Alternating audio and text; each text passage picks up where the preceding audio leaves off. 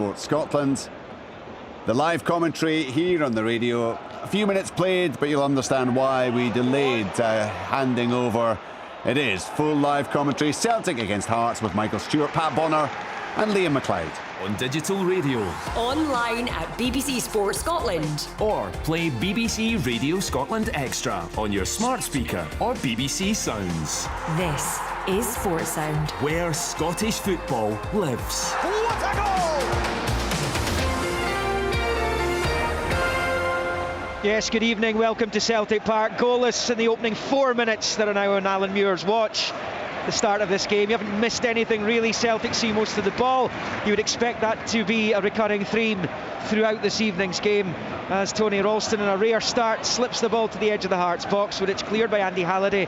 One of 6 alterations in the Hearts team. There are 4 all told in the Celtic side. They line up with Hart in goal, Ralston, Carter, Vickers, Starfelt, Bernabei, Moy, McGregor, O'Reilly, Abada and Maeda with Kyogo. For Hearts it's Clark in goal, Hill, Rowles and Sibic, with Atkinson and Halliday wide, Kiermert, Soglu and Devlin in the middle, with Grant, Ginnelly and Forrest forming the front three. Forrest actually playing as the centre point of that now, and Cammy Devlin's moved into an advanced position just for now, as Celtic pick up with Starfelt. Short ball to Callum McGregor, and he rolls it back to the Swede, Starfelt. Celtic, remember, not just unbeaten here domestically this season, they have a 100% record here domestically this season, and Hearts haven't won a league game here since 2007. Ivaskevicius, Driver and Pospisil helped them to a win, and of course they won in the League Cup a couple of seasons later.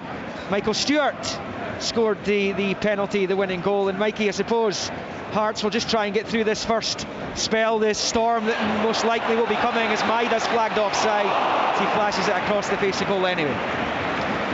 Yeah, absolutely. I mean, like, you're already touching on the fact that Celtic are dominating possession, but the importance of Hearts being efficient when they're on the ball is paramount. You heard Robbie talking about it before the game, that they've got to be brave, they've got to be playing forward, they've got to go and try and use that pace that they've got up front.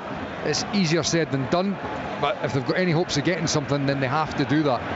There's Alan Forrest picking it up and driving into the centre circle. The visitors going right to left, wearing their change colours, the black and blue change kit, and Halliday's in space. Left hand side of the box, a brilliant ball! It's a goal! Hearts! Josh Ginnelly, but the flag goes up on the far side, and the home fans cheer in celebration because they've been let off the hook there. Robbie Nielsen turns and there's a wry smile at the main stand behind him. Josh Ginnelly bulleted the header home. What a fantastic cross from Andy Halliday it was, but the flag went up as soon as the ball was in the back of Joe Hart's net. It stays 0-0. They'll obviously be checking it officially just now. Yeah, I mean, I'll get checked, and you know, these things there's obviously not going to be any ambiguity on offside, but you know, from Hearts' perspective, that's a huge boost for the confidence. It was a well-worked move right from the right back area. They popped into midfield, up, back, and then through to the forward Forrest, and then they came out on the left-hand side and got the overload with Grant and Halliday. Really well worked goal. Obviously disappointing if it is flagged offside, but they'll take confidence from that move, Hearts. Yeah, the speed of counter-attack was the key there. Obviously Tony Ralston in that position, almost like an inverted fullback, tried to anticipate to intercept the ball and got done, and then the space was there for them to exploit, and he did it so well.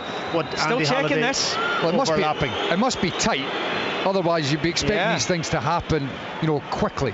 You get a vantage point, and you get a view. It's a goal! It's counted! Ginnelly's goal stands, and Josh Ginnelly, who's in fabulous form just now, wheels away to celebrate in front of the home fans over in the northwest corner of the stadium. The Hearts fans are cheering in the background. It is Celtic 0, Heart of Midlothian 1, and Josh Ginnelly's 9th goal of the season is a fabulous one. Well, everything that has just been said before stands, in terms of the well-worked move. Great ball in from Andy Halliday, and it's a really neat finish from Ginnelly at the back post, and there can be no complaints on this. As I said just before, there's no ambiguity. We knew it must have been tight because it was taking a wee while for them to look at it, and that is a huge boost for Hearts to get them noses in front so early in the game. Absolutely, and Alan Forrest had actually picked the ball up. He's playing in that role. He's trying to pick up McGregor and trying to nullify him, but when he gets the ball, he's got the ability and pace and quickness to set up that attack down this left-hand side. So really important start for Hearts, something that for them to really hang on to now. The key was that forward pass. As I said just before it happened, it's easier said than done, but you have to be brave and you've got to play the ball forward, because if you keep playing balls backwards or sideways, it's just an invitation for a side like Celtic to go and press you and really suffocate you, and it becomes extremely difficult to get out. So you've got to be brave and you've got to play the ball forward. That ball for Celtic forwards headed back to the keeper there by Kai Rowles. Zander Clark's gone down there, and he was waiting for the ball to reach him, and I'm not sure if he got his stud stuck in the turf or there's something wrong with his boot, but he's asked the referee to stop play, and now there's going to be medical staff coming on to have a look at Zander Clark. So Hearts with an incredible early lead here. I remember them was it last season, in fact, they came here and scored the opening goal, ended up on the receiving end of a bit of a doing, but they did score the opener and rocked Celtic Park, as they've done in the early exchanges here. Yeah, Liam, it's so early in the game. Obviously it's not going to upset the way the Celtic are going to play. It's obviously stunned the crowd a little bit here. It's a perfect start for Hearts. As I said, he can build on that, but from Celtic's perspective, they'll continue to get on the ball and try and create. It obviously gives them a bigger challenge to get back into this game, but they've got what have they got? Almost 80 minutes to get that job done, but it's an interesting one with the goalkeeper going down so early, Michael. And they don't have a lot of who's on the bench. Ross Stewart will be on the bench. He played the game here in the early part of the season, didn't he? The league game. He had an absolutely great game. Because got to be honest, I felt as if Hearts had to sign a second choice goalkeeper, but Ross Stewart played here at Celtic Park and did wonderfully well. Zander Clark's come in, and I think he's shown the importance of that signing, because Craig Gordon going out for such a long period of time, they've needed an established number 2 who's now the number 1. He's actually wearing the captain's armband as well. Game on here. It's Alan Forrest driving down the right hand side. His cross is deflected behind it. Hearts have a corner as they sniff out a second goal here. 10.5 in. Hearts leading 1-0. It remains goalless in the early exchanges of the games at Easter Road and at Ammon Vale. We'll keep you right up to date. As soon as something happens there, you'll know about it. We'll cross to the stadium, and as Richard was saying, Hibs Rangers, bbc.co.uk/Sport Scotland. Full coverage of that one there at the website, as it is here, of course. Hearts with the corner, and it comes, headed away there by Kyogo, who met at the angle of the 6-yard area. Hearts will pick up just inside Celtic territory. It's pumped forward by Atkinson, but it's going to go out harmlessly for a Celtic throw-in about level with their own penalty spot over on that left-hand side. Paki was making the point before, it doesn't change the setup or the ideas of how Celtic are going to face the game, and it doesn't at all. So early on in the game, it gives Hearts something to hang on to. But look, Celtic are inevitably going to just continue to look to play the game the way they do. You heard the manager and the players talking about it after the St Mirren game as well. 1-0 down later on in the game, a lot later, but it was like just a continuing belief of play the way they tried to play, and that chances will come. And I'm pretty sure that is exactly the same mentality that they'll be having here. I don't suppose the Charleston red card aided St Mirren's cause any at all, to be fair, as Ralston collects on the near side and rolls it up towards halfway for Aaron Moy. Just the 4th time in 34 domestic games this season Celtic haven't scored the first goal, as Abada picks up down the right hand side, attacking the box, low ball across is cut out. Halliday finds George Grant, who knocks it forward towards Alan Forrest. He can't control. Picked up here by McGregor. McGregor goes back to Carter Vickers, who rolls it to his right for Ralston. Forward onto the touchline for Abada. 12 minutes in, 1-0 Hearts at Celtic Park. It breaks down for Celtic at the edge of the Hearts box. Alan Forrest in the way. Grant goes to Halliday, to Grant, who nicks it forward to Devlin. Devlin can't control, though. It bounces off him and falls favourably for Matt O'Reilly. He rolls it back into his own half for Carter Vickers, who goes back to his keeper. And Hart plays it to his left for Carl Starfelt. They have found themselves behind this season, Celtic. Only once have they lost a game, though, in that position. It was in Paisley back in September, as Carter Vickers finds Abada on the near side. Down the line for Ralston, the covering player's Kai Rowles, and he knocks it out for a Celtic throw-in. Level with the Hearts penalty spot on the near side. Ralston is over it. 13 in, taken short to Lee Labada. Now with Ralston, there's been a goal at Easter Road. Celtic on the attack here, we'll get to it in just a moment. Ralston goes back the way. In fact, let's cross to Easter Road. Brian McLaughlin. It's Hibernian 1, Rangers 0. The goal coming in the 9th minute. A free kick played into the box, knocked back across into the path of Josh Campbell, who hammered home from inside the 6-yard box. Hibernian 1, Rangers 0. Edinburgh 2, Glasgow 0. As that ball's played through by Ralston towards Kyogo, and too much on it, and it goes behind for the goal kick. So Celtic 0, Hearts 1, Hibs 1, Rangers 0. The top two are being beaten by the teams from the east. Yeah, the one thing I'm picking up here, Michael, is that I think it's Rose more than anybody else is stepping out into midfield also, and given that kind of almost job to confront one of the midfielders when they step off the shoulder or the back. That's great play from Hearts, it really is. Yeah, Devlin rolling it out to Atkinson, flying down the right hand side, looking to take on Bernabei. Low ball's cut out, might break back to Atkinson. Here he's down towards the byline. Bernabei reacts well and chips it away. There was a late challenge on him, which the Celtic supporters appeal for, but Daisen Maeda's away. He's his legs whipped away from him by James Hill, and that will be a free kick to Celtic. The Celtic fans, and indeed their manager, I think, want further punishment meted out to the Hearts number 72. Well, just a warning. I mean, it's Postecoglou's apoplectic down there. Yeah, well, he's obviously going to be disappointed because it's stopping an attack. But I mean, James Hill, I just think that it wasn't a malicious tackle, it was a professional foul. He was trying to stop the counter-attack. From Celtic's viewpoint, you can understand why they're disappointed. Had he been booked, I'm pretty sure Hearts would have been disappointed. Long ball towards Kyogo, headed away by Civic, only as far as Aaron Moy in the 15th minute. It is Celtic picking it up on the left. Bernabei now to Maeda, level with the penalty spot. Now he's level with the 6-yard line, fires it across.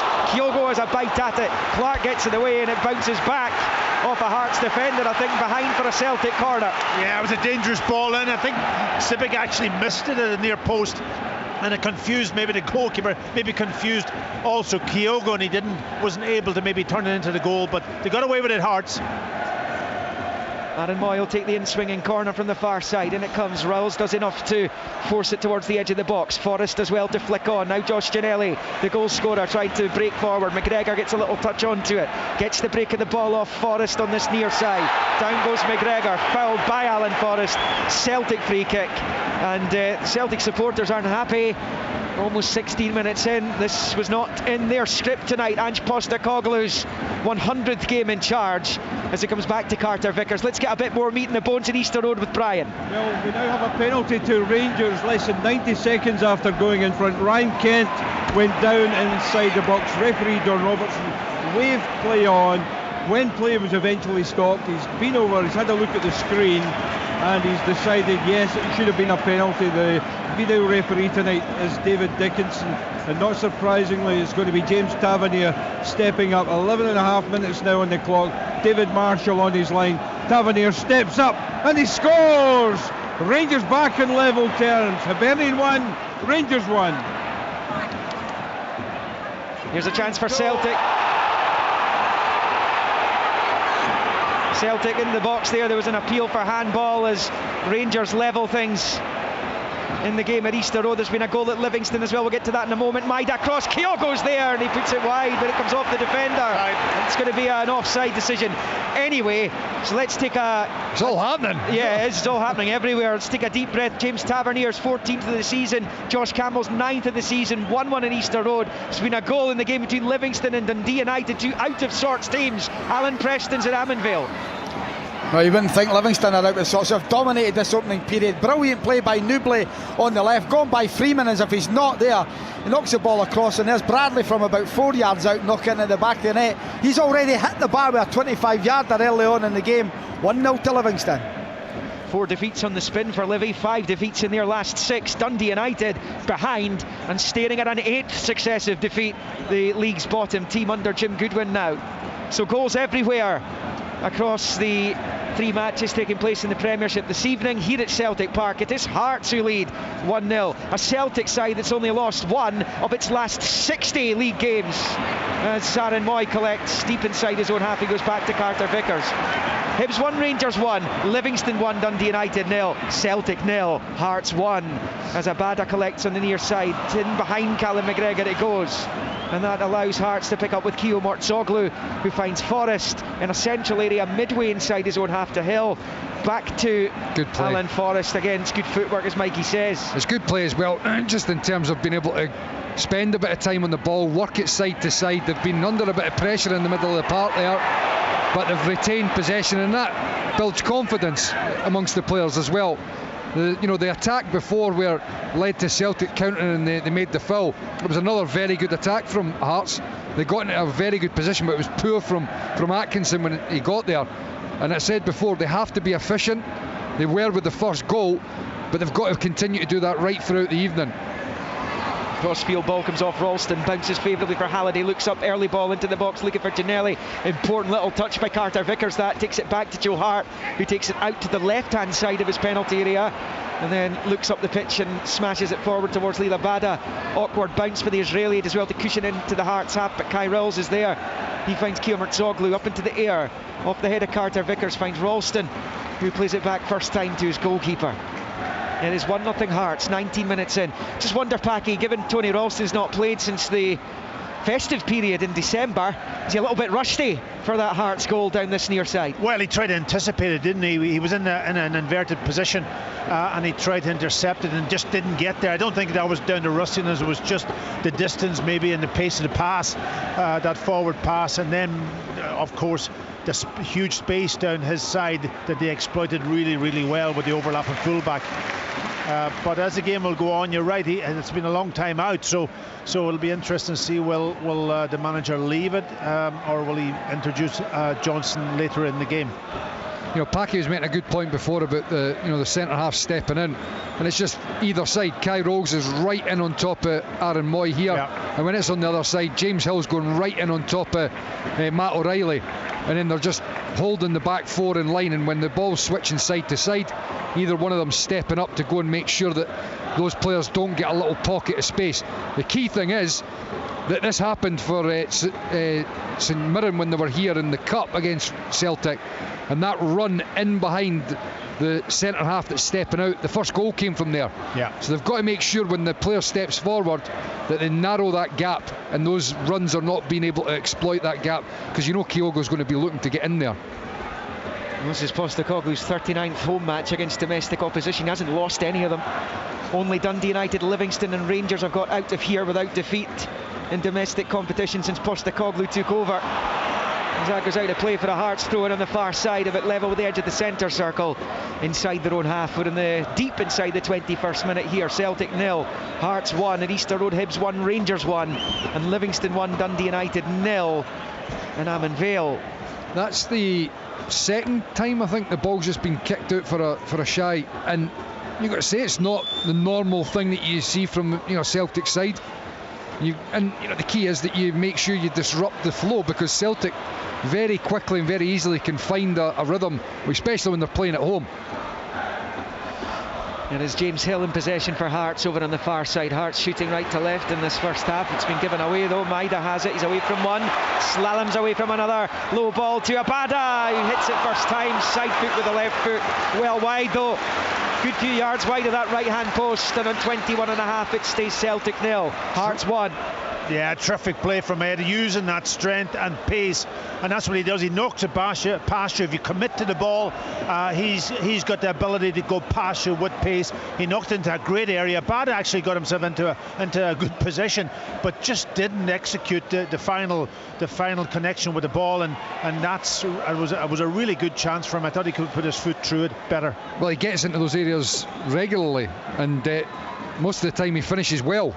It's a let off there for Hearts. It was James Hill that was sloppy with the pass. Maeda picked it up, and as Packy said, bursting through past 2 or 3 Hearts players, and Abada getting into an area where he invariably, he knows, he sniffs out the dangerous areas in the box, and it lands right at his foot. He just didn't get a good connection on it. It's back with Joe Hart. We played a quarter of this match. Celtic behind as Carter Vickers gets it from Starfelt and dinks it back out to Matt O'Reilly left of the centre circle, gets it into his stride, goes across halfway, driving forward. He's the midway point of the Hearts half now. Still he goes, rolls it with the right foot out to the left from Maeda, level with the penalty spot, taking on Atkinson. And now it's with Bernabei, who goes back the way to McGregor.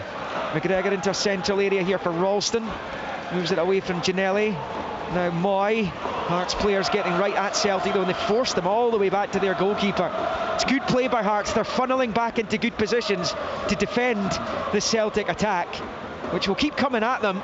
The other thing is there, you see when that ball was played back from Celtic, the whole back line of Hearts getting themselves 10-15 yards further up the park, just making sure that they're closing the gaps as much as they possibly can, because if you drop off, which is an easy thing to do, it just allows more space in the middle of the park for Celtic to dominate the ball. And Daisen Maeda level with the 18-yard line of Hearts, rolls it back to Bernabei, flicks it with the outside of the boot towards the box for O'Reilly. On the turn, rolls it back the way to McGregor, takes it for a run down the left-hand side. It's a brilliant ball, just a bit too high for Kyogo, and he heads it well wide, and they end up almost on 24. It's Celtic 0, Hearts 1. It's fabulous from Callum McGregor, and if anyone can get the Celtic engine running, it is that man. Yeah, he took on the responsibility down that left-hand side, driving forward. Brilliant cross in there. Just Kyogo a couple of inches too small to get on to really direct that header on target, but really good play. And it's interesting when you look at this sort of kind of almost positions of young Alan Forrest. He's given the task of picking up Callum McGregor, but he finds himself free then at times when Hearts have got the ball, and he gets himself into decent positions, and he's got the ability. So it'll be interesting to see who comes out on top with that duel between McGregor and Alan Forrest. There is Ralston, he's got it through to Kyogo, who held his line brilliantly. Maeda's screaming for it in the middle. It's going to come to Maeda, and he scores! Celtic level! Offside, is it? But there may well be a flag up on this near side. I don't think this is going to count. Everyone's wondering what's going on. Daisen Maeda slid it home into the net past Clark. Him and Clark have clattered into each other as well. The two that, Maeda's limping away and Xander Clark's struggling. Yeah, I'm with you, Liam. My gut is that it'll be flagged off. It'll be, it'll be disallowed. But Michael, he shouldn't have been offside. Because no, you're right. You're absolutely spot on. He had all the space to run into, and when that ball was played for Kyogo, he knew that he just had to hold himself onside. Don't get in front of the ball. Yeah, absolutely. And he didn't have to, as you said. Yeah. He was well behind. He was well behind the Hearts defence. I mean, look, it may well prove that it's eventually onside, but my gut is that this one will be called offside.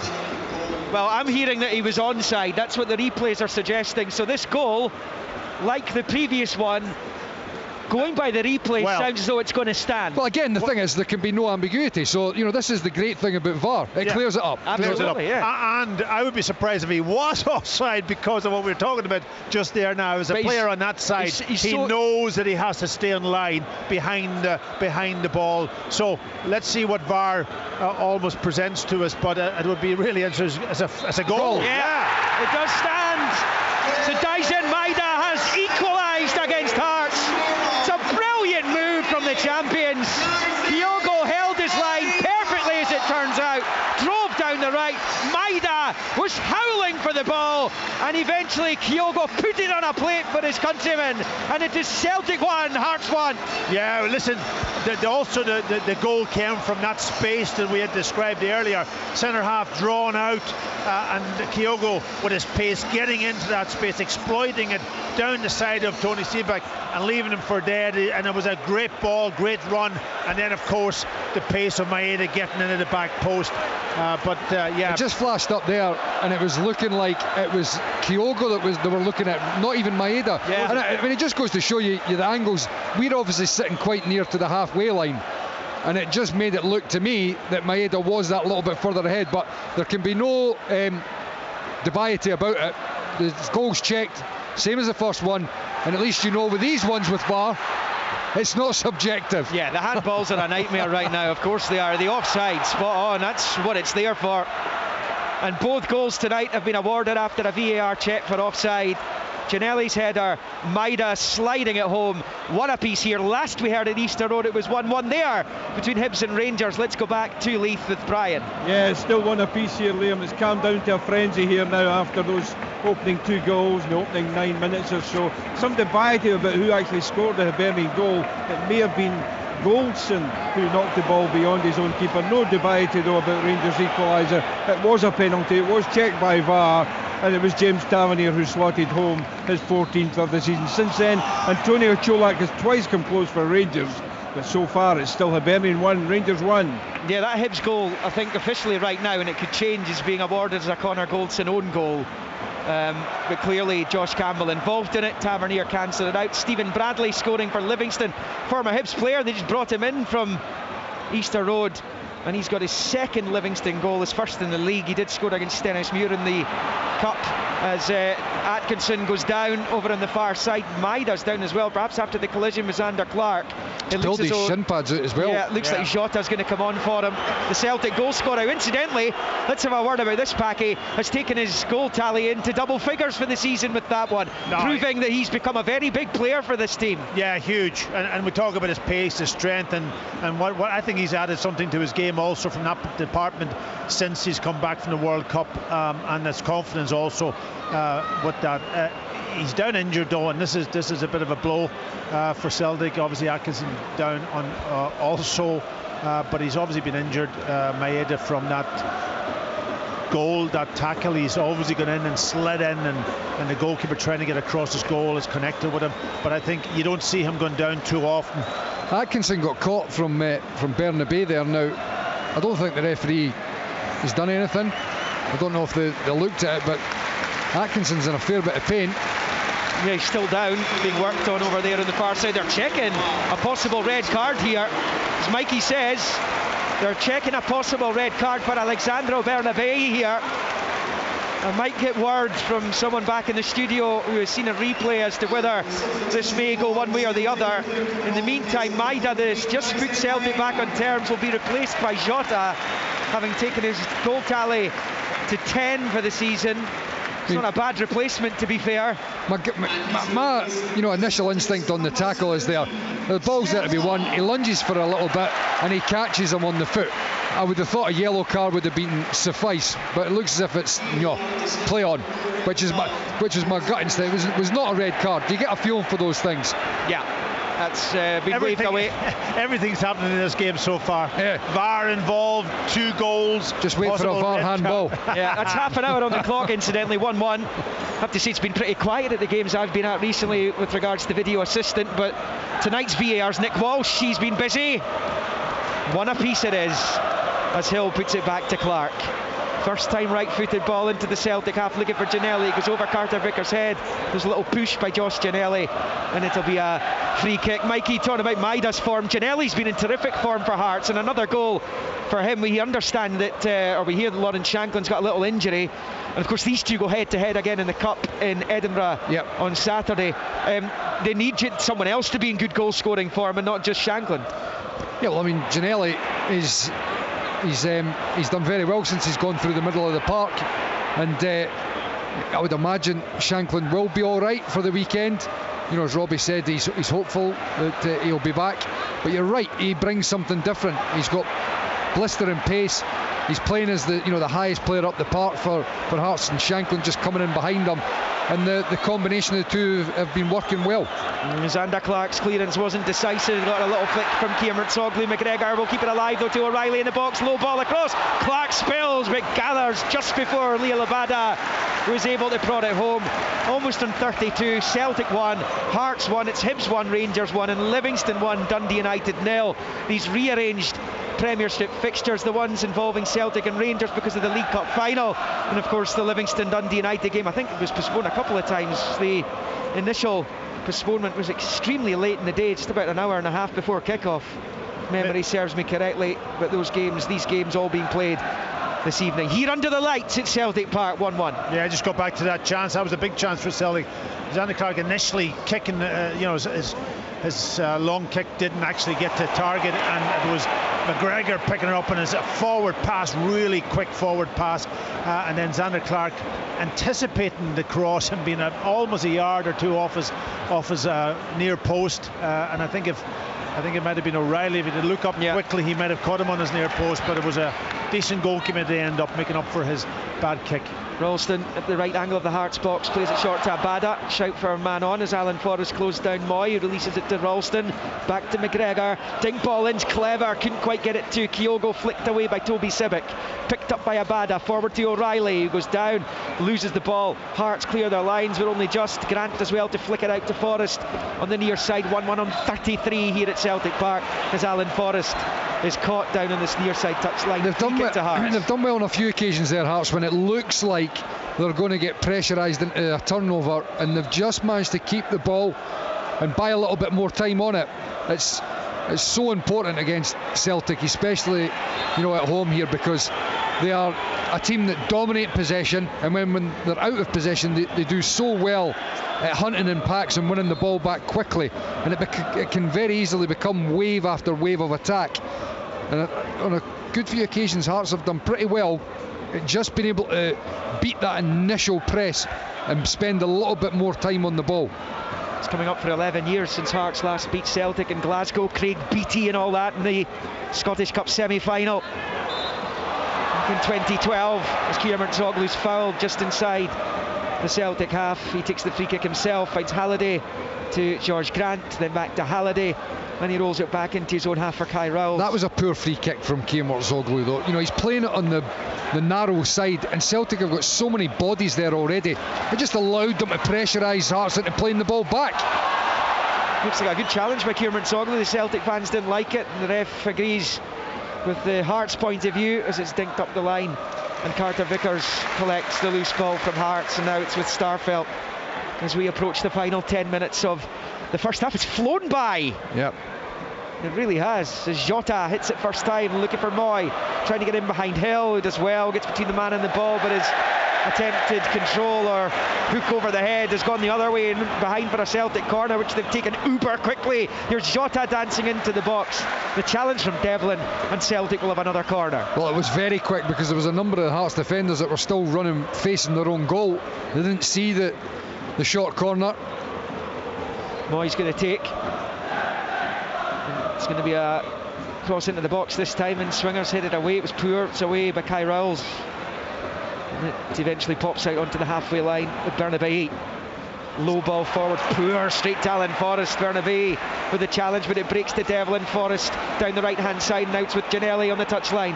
Ginnelly right hand side of the Celtic box now, two waiting in Hearts colours in the middle. Ginnelly drops the shoulder to the byline, low ball across, and Alan Forrest was waiting behind George Grant, who got the touch onto it, did well to actually force an effort on target. Comfortable save there by Joe Hart in the end. The Celtic look to hit in the counter here. McGregor can't get it though, and it's cleared by Sibbick up to halfway. Really good play by Hearts down that right hand side, and Grant did well on the stretch to actually get anything on target there. Yeah, they didn't have enough bodies in the box, and that's what initially held Ginnelly up a little bit, and what he was going to do. I just see him tweaking himself, trying to stretch a little bit, whether he's pulled something in that when he got that ball and hit that cross. And Sports Sound here, BBC Radio Scotland on BBC Radio Scotland Extra 810 medium wave, online at bbc.co.uk/Sports Scotland, where you will find commentary of Hibernian Rangers. That game currently at 1 apiece in Edinburgh. Livingston leading Dundee United by 1-0. The troubles for the Tangerines continuing despite the new manager and a better performance against Aberdeen on Saturday.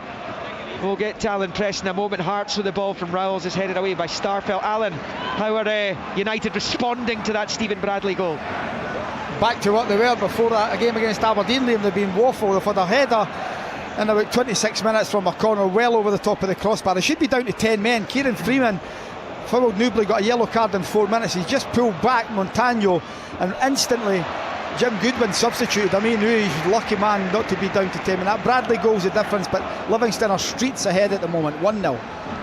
Scary times for Dundee United supporters, there's no question about that. That could be a real blow for them this evening, this game in hand that they have over Ross County in particular, and Kilmarnock, as Matt O'Reilly prepares to take the corner down on the near side in front of the Hearts fans. In it comes, not the worst delivery, cleared on the 6-yard line by Kieran Zoglu, and picked up by Atkinson wide on that right hand side. 37.5 played here, 1-1. Long ball for Ginnelly, out comes Hart, gets there, had to. Ginnelly was bearing down on him, Joe Hart dumps it into the Hearts half. Well, it just shows you how important the goalkeeper's positioning is. Absolutely. Very good play from Joe Hart. If he's 2 yards further back, he's in serious trouble. He wouldn't have got there. Here comes Atkinson. His cross is deflected up into the air. Awkward bounce. Sabada is able to get it clear, but it's out for the Hearts. Throw it on the near side, a bit level with the edge of the D. It's a really, really good Hearts performance here at Celtic Park this evening. Much changed team as well tonight compared to the one that started the St Johnstone game on Saturday. Yeah, and Ginnelli's down injured. I think it's Ginnelli, isn't it? It is, yes. He was stretching himself a couple of minutes ago, and he's obviously had that sprint again over the top. Whether he's pulled something or it's his groin, I'm not 100% sure, but he's certainly getting treatment at the moment, which would be a major blow to Hearts, because he did show a real turn of pace there for that ball over the top. But as Michael said, Joe Hart really did well in his positioning to come and clear that ball. Yeah, you kind of knew VAR, Mikey, would have some say this evening when you think back to the previous game between these two at Tynecastle, the 4-3 the first win. Game. That was the first weekend of VAR in Scottish football, wasn't it? Well, it was the first game as well. It was the early kickoff. Yeah, a couple of penalties that VAR somehow managed to save the referee's bacon on. I think, was it not Nick Walsh that was the referee that day? I think he might have been. Yes, it was. Yeah, he's the VAR. There's been another goal at Easter Road. Last we heard, it was 1-1 between Hibs and Rangers. Brian McLaughlin, what's happened? Yeah, Rangers have turned this round and now lead by 2 goals to 1. Antonio Cholak on target. A wonderful move down the left-hand side. The cross in from Sakala. There was Cholak just 3 or 4 yards out to volley beyond David Marshall in the Hibernian goal. It's been on the cards. Marshall made a wonderful save from Barisic just moments earlier. The Rangers have that second goal. Hibernian 1, Rangers 2. Still just that one defeat for Michael Beale, and that was the League Cup final, as Antonio Cholak puts Rangers 2-1 up at Easter Road. Here it remains 1 apiece. Ginnelli's limping off the pitch over on the far side. There is a bit of movement on the Hearts bench. We're only 5 minutes away from half time. Ginnelli, well, they'd be conscious about the game at the weekend. You know, they've got a couple of options there with Garang Cole and Yutoro Oda as well, that you would think he'd be looking to make one of those subs, because Ginnelli, I would imagine, would be at the forefront of the manager's mind for the weekend in the cup game. It's Oda who's down there kind of being half readied, if you like. Final 5, the first half. Devlin does brilliantly to win it back off Abada, and now it's Alan Forrest. Ginnelli ahead of him. Forrest taking it for a run himself. Of course, his brother's a legend around these parts. It's Alan Forrest down the right. He's put it out himself. I'm not sure exactly what happened there. Throw in Celtic. Bernabe takes it quickly, and it's played to McGregor, and now it's back with Bernabe over on the Celtic left. So 1-1 here. Antonio Cholak scoring there. Incidentally, it's his first league goal since the 29th of October when he scored against Aberdeen. Hibs 1, Rangers 2. As it comes back to Cameron Carter-Vickers, the edge of his own box, he squares it to Starfelt. 41 on the clock, 1 apiece. 2-1 Rangers and 1-0 Livingston is the current state of affairs. Jota, wonderful little back heel down the line, chasing it to O'Reilly, under pressure from Hell. O'Reilly gets the break of the ball, he's in the Hearts box, pulls it back to the penalty spot where Grant's there to sweep it out into the north stand on the far side, and it stays Celtic 1, Hearts 1. Not exactly the most sensible bit of defending there from Hill. He's trying to back heel it off of O'Reilly, and the Celtic player managed to get it into his path and break into the box. Hearts will be desperate to try to get through at half time, keep the score at 1-1. Yeah, but how often do Celtic sucker you at this stage of the game? We seem to always say it. They didn't manage to get the goal just before half time in Paisley at the weekend. They all came after the break when the floodgates opened. Aaron Moy stands over this free kick. It's a bit level with the edge of the D at the Hearts box. It's almost bang level with the angle over there on the far side. The chance here for Moy to bend this in on top of the Hearts defenders here. All of them are back here, the whole Hearts team. In comes Moy's free kick, headed away by Kiermont Zoglu, only as far as Bernabe. He rolls it along the grass to O'Reilly, right angle of the box to Ralston. Low ball in is deflected, and Xander Clark's able to claim under pressure from Kyogo Furuhashi, who left a little bit on Clark there. A little apology from Kyogo, and it stays Celtic 1, Hearts 1 on 42 and a half, and Taro Oda is coming on. Ginnelli goes back down. He's injured. The Celtic fans think he's time wasting. Well, he's being subbed off. So clearly there's a problem there, despite the lack of sympathy from the home supporters. Yeah, I think it's the fact he's gone to the ground again. He's not going to get a stretcher to come off, and the fact he's gone down, and the substitution's about to be made, that's why the crowd are booing. Yeah, they're just killing the game a little bit. Obviously he's seen the sub coming on. I thought he might have held off until half-time just to see how he was, but he's obviously... Yeah, he's limping pretty heavily. I don't know what it is. It's a blow, and I haven't seen the substitution who's coming on. The Japanese, isn't he? Japanese or Korean? Taro Oda, he's Japanese. Yeah. But the pace of Giannelli was really hurting Celtic a little bit down the sides of them. So it'll be interesting to see how did he change, or what did he change, or did he still go with the same? Will it be? I would imagine Forest maybe will go higher up.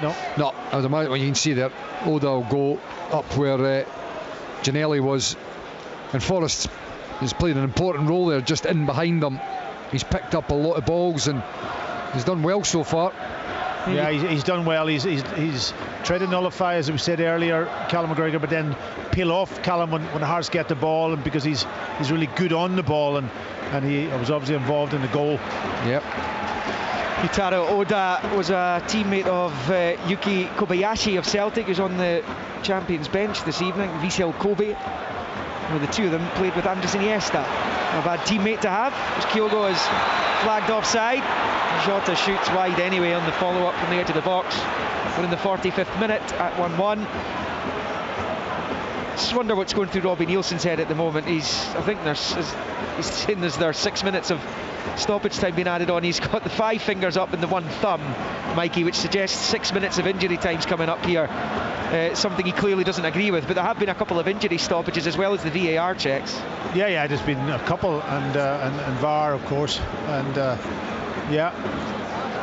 so yeah, you're right. I mean, look, the first half has flown by, and amongst that, you're right, a couple of injuries, a few VAR checks that took a little bit longer. There you are, 6 minutes added on. Bolted on to the end of the first half. We're into the first of them. But I just, I think the thing is that it comes down to consistency again. You'll get certain games where there are those stoppages or whatever, and you wouldn't get the same number of minutes that are stopped. But regardless, Hearts know what's facing them. They need to get through to half-time. And here comes Bernabei, swashbuckling his way to the edge of the box. The break of the ball will come Celtic's way wide in the left with O'Reilly. Poor cross, goes over the bar. Goal kick Hearts. 1-1 at Celtic Park as we creep towards half-time. Still 2-1 to Rangers at Easter Road and 1-0 to Livingston at Ammon Vale against Hibs and Dundee United respectively. 1-1 here. It was Josh Giannelli opening the scoring for Hearts, cancelled out by Daizen Maeda, who was subbed off. Both teams have had to look to their benches in the first half, with the two goal scorers ultimately having to come off injured. As Moy picks up for Celtic on the near side to Abada. Ralston on the overlap. Abada looks to Ralston, passes it short to him, and Tony Ralston moving back the way, rolls it back to Carter Vickers, and then strides forward away from Oda, who's back trying to help out, rolls it out to O'Reilly. Does Carter Vickers. O'Reilly's low ball comes off Rowles, comes off a couple of Hearts players, and a few optimistic Celtic supporters shouting for a penalty for handball. No, it was never a penalty.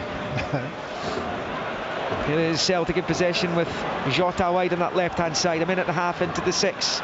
Jota shoots a goal, bounces off the post.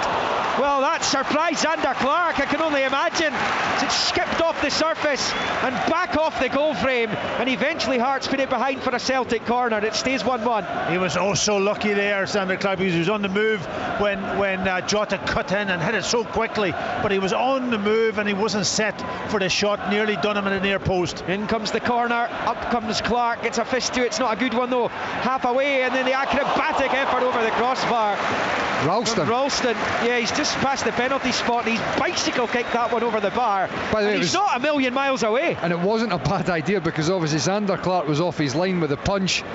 There was, if he just had a little bit less power on it, it would have been dropping under the crossbar. Wasn't the worst attempt there from Ralston. But Packy's right there with Zander Clark. I can only assume as well that he was blocked. He didn't see it until later. I just think he was taken by surprise, Michael, and how quickly Jota cut in and unleashed the shot, and he wasn't set. Absolutely, he nearly got done, but good strike and really good positive play from Jota. Chilly night, but perfect conditions for the game. Barely a breath of wind as Carter Vickers collects. We played 3 of the 6 that was added by Alan Muir, the referee. You can see how far in Rolls go there. What almost Moy right into the opposition half to confront him. He was as far up as Oda. Yeah. You know, eventually when Aaron Moy got a touch of the ball. And look, it is the classic risk and reward scenario. Yeah. It happened with, as I said, St Mirren here in the Cup against Celtic, and the first goal came from the run in behind the defender Taylor.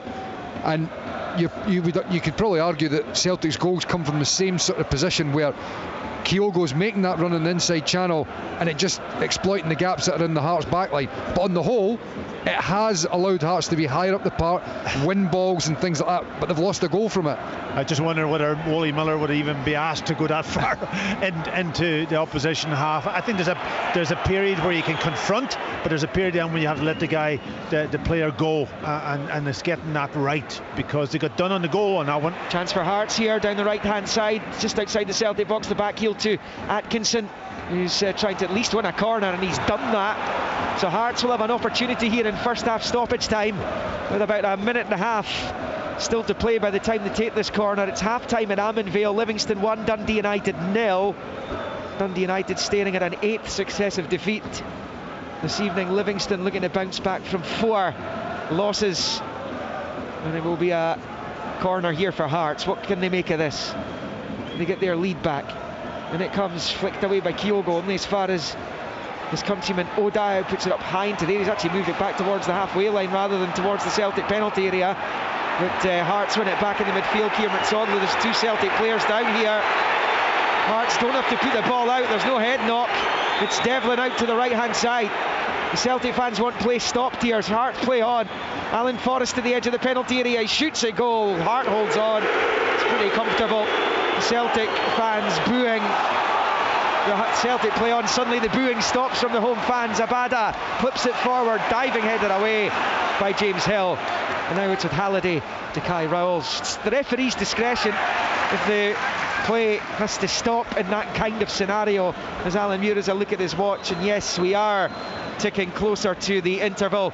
Got about 30 seconds left to play in this first half here of the injury time that was added on. Kai Rowles taking his time over the throw-in.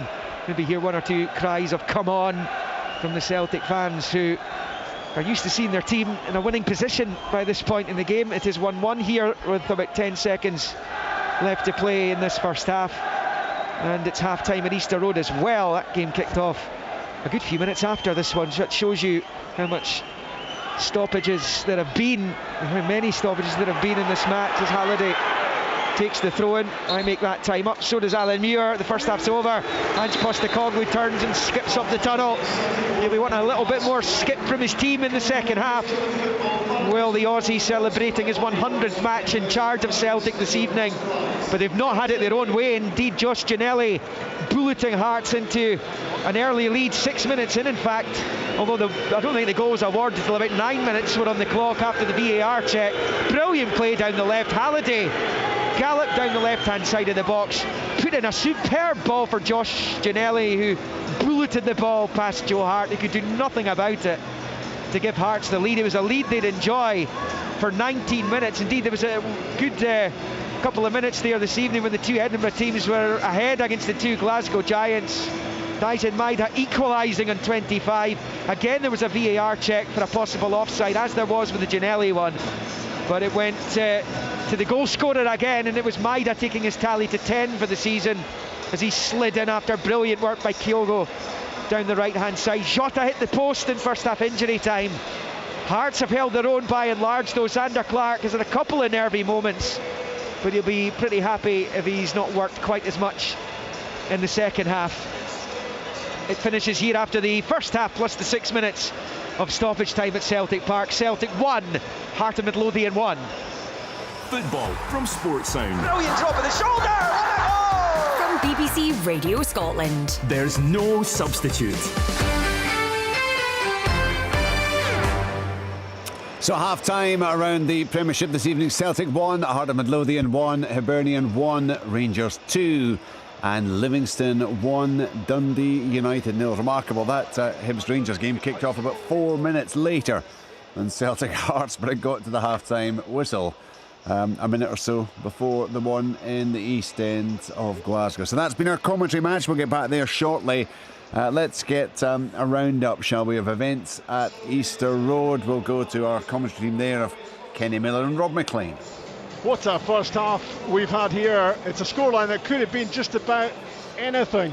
It is 2-1 Rangers at half-time. Had it been 5 or 6-2, that might not have been a surprise, bearing in mind the way this game has gone. Rangers have been in sparkling form. I don't think I've seen them more impressive in recent times, and certainly in Michael Beale's time as manager.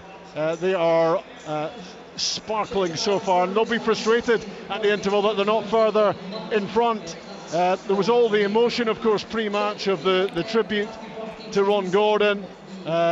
Lee Johnson told us pre-match that Hibs had to get down to business at that point. They certainly did. What a tribute to their late owner. The way they opened up in the game, very positive, dynamic, went in front early on, free kick from Ewan Henderson beyond the back post. Rangers went to sleep. Matthew Hoppe found some room to steer the ball back across goal. It went in off Connor Goldson, an own goal, and Hibs were ahead.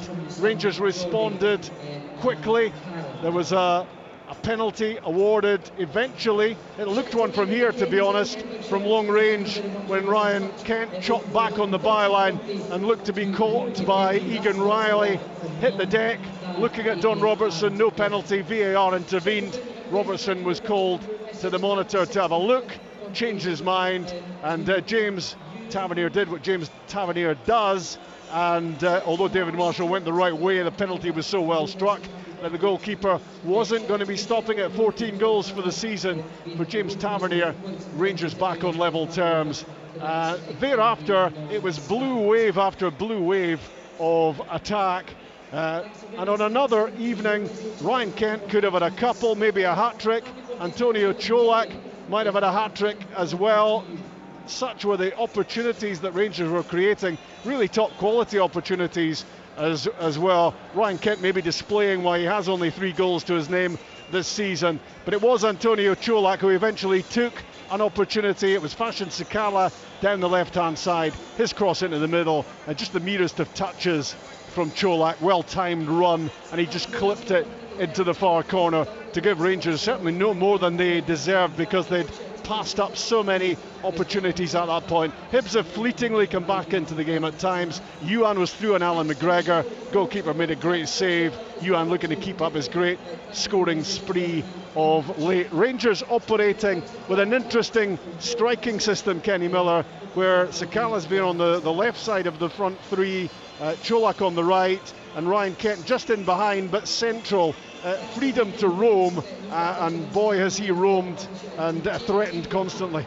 Listen, he's been absolutely excellent tonight. I mean, you take away the 3 or 4 opportunities he's had, his general play, his involvement, which again has been thrown at him a lot through his Rangers career, that he kind of flux in and out of games, but he's been absolutely a constant threat, involved in everything good in Rangers play tonight. It's actually a little bit kind of Liverpool-like when Bobby Firmino would play as a 9 and you had Mane and Salah either side of him that were real pace and down the sides of teams. That's the way kind of Rangers look like they've operated tonight. Like you say, Cholak off the right, Sakala. I mean, most of the damages you would expect is coming down that left side with Sakala's pace and his forward movement, but Cholak's been a willing runner on the other side as well, and a real goal threat, even though he's playing a slightly, in my opinion, a slightly different role. But Kent has been absolutely excellent, as has Raskin, Jack and Cantwell, to be honest with, in that midfield. There's been a real fluidity, a real freedom to their play, something that you've maybe associated more with Celtic, to be honest with you, how good they've attacked. Rangers have been absolute. This is as good as I've seen Rangers play for a long time in relation to to, again, coming to a tough place, an emotional night against a team in real good form.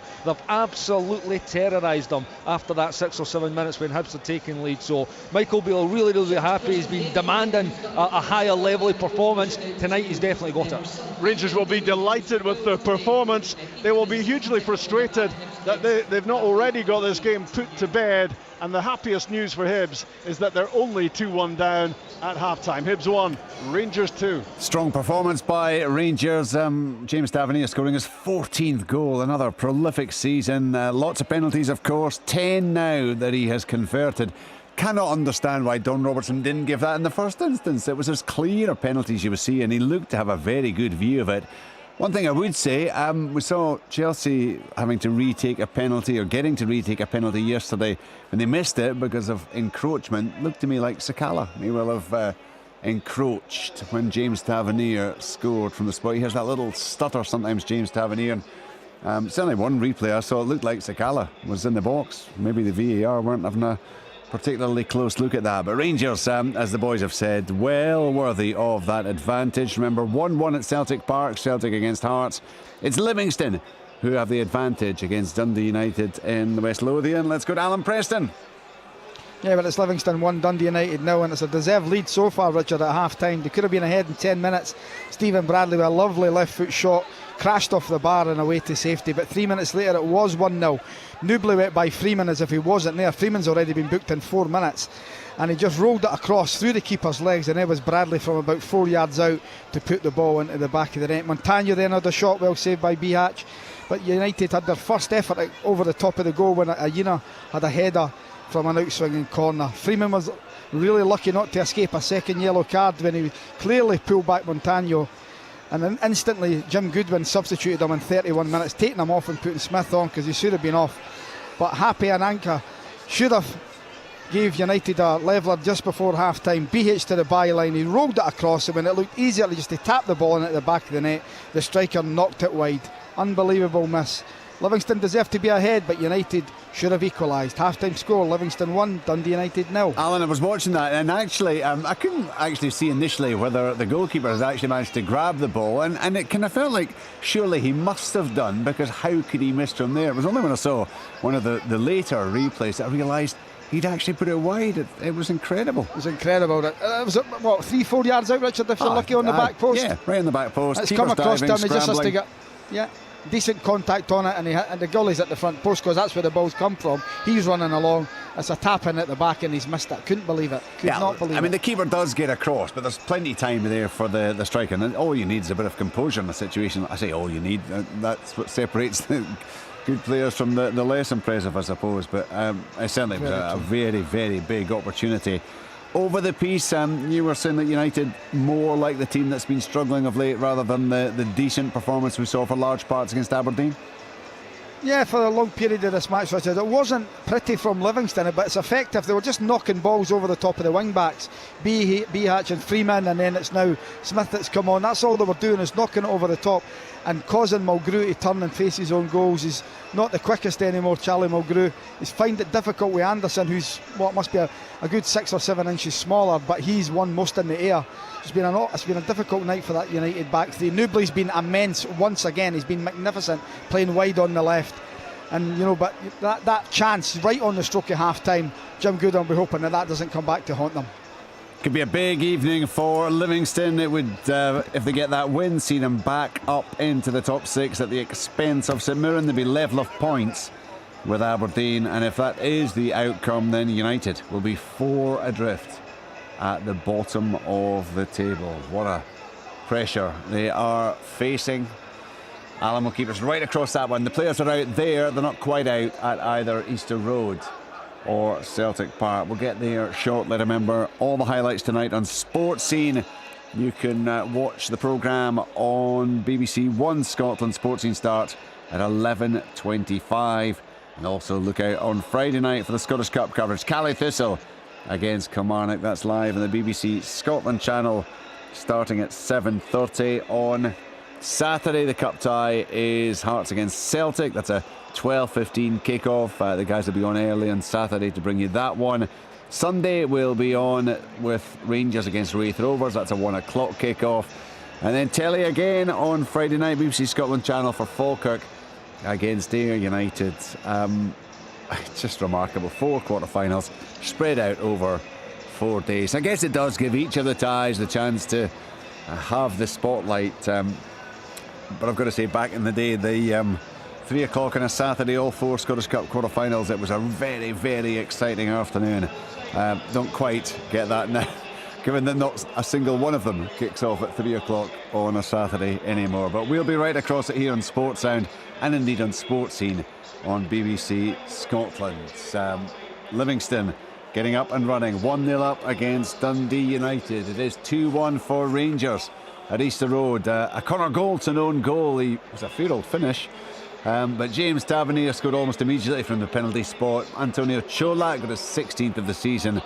Rangers 2 scorers tonight with 30 between them over the course of this campaign.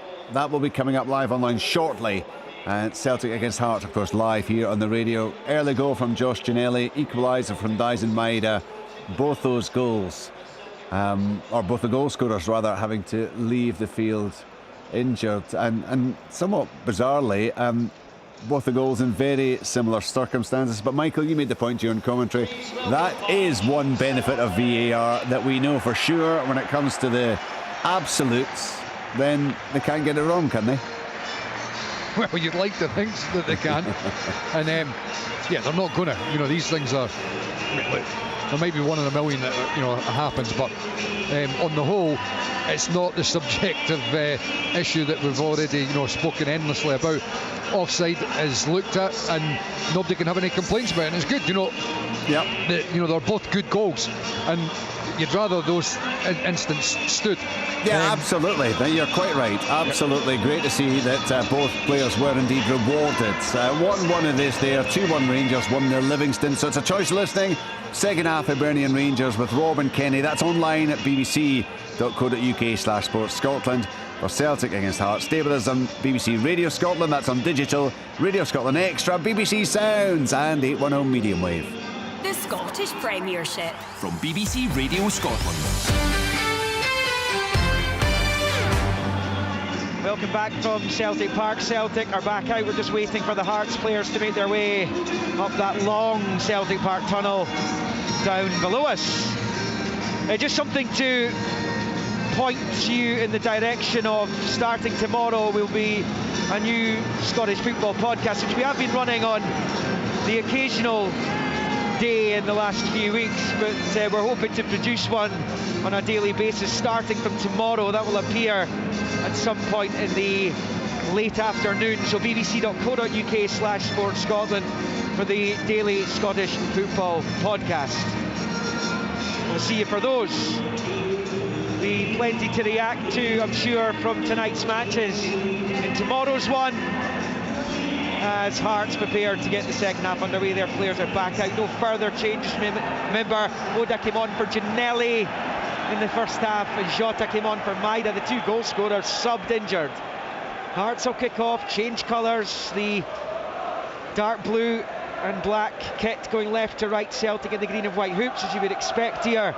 Celtic shooting towards the Jock Stein stand end as Alan Muir gets the second half underway. Poised at 1 apiece here. Celtic, of course, blew St Mirren away in the second half on Sunday. Will it work out that way, or will they drop points? Celtic and Ange Postecoglou's 100th game in charge of the club. Well, the one thing in the second, they can take somebody on to replace probably Jota. I'm trying to look at the list down here. Obviously, they've made the substitution, Jota having to come on to replace Maeda. Maybe Haksabanovic would be the only one, an O up front, but you don't have that same ability to make the big changes.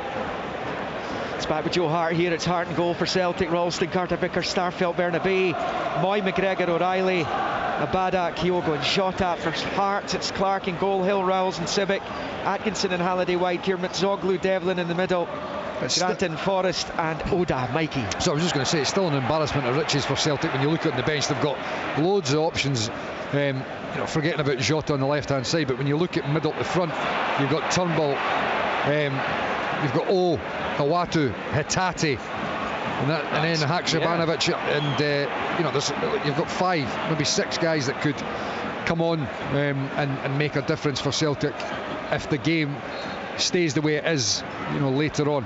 Yeah, I think Atati would be the one that you would probably go to guy, because he's been terrific this year. He brings such intensity, and energy to Celtic, that if the game is a little bit flat and if they're not able to break Hearts down, you would imagine he is the first port of call. Starfelt can't control, bounces off him, out for a Hearts throw in about level with the edge of the D of the Celtic box, maybe a few yards further back than that as we approach the end of the 2nd minute of the second half. And it's actually going to be a good few yards further back, but midway inside Celtic territory. James Hill is over it, the man on loan from Bournemouth, and he's looking for an option in Hearts colours. He bowled it towards Oda, well read by Bernabei, but Celtic give it away, and it's Alan Forrest picking it up. He whips the cross in, but it goes over the bar, wrong side of the goal frame from Alan Forrest, and it's a goal kick to Celtic, which is taken quickly by Hart to Ralston on that right hand side, the north stand side. Aaron Moy stabbing it back to Ralston into the midfield, looking for McGregor, well read there by Oda, picked up by Devlin. Got to give Hearts a lot of credit, they've done that well, trying to just break up the flow of Celtic's game. You've got to, though, don't you? I mean, if you can't stand back and admire it, because they will cut you open. You do, but again, as we've already touched on, it with that brings an element of risk that they'll exploit a gap further back. But for me, I think it is the way you've got to play. Otherwise, as you just said there, Liam, they will find a way to open you up eventually. They'll find that rhythm, they'll get a comfortable flow to their game, and invariably, whether you park the bus on the edge of your box or not, they have an ability to be able to play with real pace and intensity in tight areas, and they'll find a way to goal eventually. And then you come away from the game feeling completely empty. There's ways to lose the game, and for me, it's playing like this and potentially trying to get something from it. And if you lose in the end, it's still at least you feel like you've had a go. 25 game unbeaten run coming into this game. They've scored 81 goals in that run, Celtic, as that goes out of play for a throw-in on this near side. I think the record goals that Celtic have scored, I think it's Hearts actually have got the overall record in the top flight, but it's Celtic's own personal record in the league in a season is 116. They're 28 goals off that right now with 10 to play after this. And Hearts hold the record, did you say, in the top flight? Yeah. As Jota picks up on this near side, dancing to the edge of the area, and his attempted pass is cut out by Alan Forrest, who collects on this near side and makes his way forward down the right flank. Forrest now about level with 18 on the turn. He's done well. With the outside of the boot for Atkinson, level with the 6, and Starfield with the challenge. Don't have you pack it. Yeah, that's what I was saying earlier, though. When Hearts won the ball, he is the one then that's running off Callum McGregor, getting himself in the good positions, and he picked it up. Really impressive display by him in this game. He's done well, but see when the ball went to Atkinson there, I just don't think he had to do a step over and try to get outside. He's on it again, Atkinson attacking the Celtic box, right hand side, low ball for Grant. Tried to squeeze it through to Devlin, he's unlucky. Cut out by Bernabei, knocks it off a Hearts player, and out for a throw-in on this near side to Celtic. One apiece here, 2-1 to Rangers, 1-0 to Livingston. Yeah, Celtic's high 116, Mikey. Hearts managed 132 in 1958. I was just about by the end of that season, 57-58. I was about to say to you, 116 what Celtic got, what on earth was the record? 132. Yeah. How many games were played? Oh, now come on, Liam. Come on. I'm kind of busy. I'm expecting you have that to your fingertips, Kind of busy here, Mikey. Here is Carter Vickers midway inside his own half, and he rolls it short to Moy, out to the right for Ralston, and then infield to Carter Vickers. 50.5 on the clock at 1-1 here. Across the halfway line, it's O'Reilly to Carter Vickers, and then to O'Reilly again. Short to Moy. Square ball out to the right for Ralston. It's a long pinged ball to the left hand side of the Hearts box for Jota. A little heavy in the touch, and Atkinson does brilliantly then unorthodoxly uses his knee to get it away from his man, but he loses out eventually in the midfield to O'Reilly. Now it's Jota Celtic looking to open them up here to Abada. Now Moy inside the box, turns and shoots, and it's blocked, and then goes behind for a Celtic corner. It stays 1-1. Celtic flicker into life really for the first time as an attacking force in the second half, which is 6 minutes old. Yeah, it was a reaction of Jota. It was a long diagonal pass from Ralston across him. He kind of almost miscontrolled it, but as a reaction afterwards to go and chase down Atkinson to help won it back. In comes the corner, and it's flashed wide just around about the 6-yard line, and it will be a goal kick to Hearts, and it will stay one apiece. And Hearts happy with that outcome from that corner. And there's a bit of bootlace tying going on. And Toby Sibbick on the 6-yard line just to wind up the Celtic fans some more. It is 1-1. Remember, the results stay as they are right now, as the current score lines are. It's good play again from Hearts. Yeah, that's poor from Atkinson though, and that's a couple of occasions, you know, he lost it before the turnover with Jota and O'Reilly when they got that last attack that led to the corner, but you know, Hearts have built that from the by kick.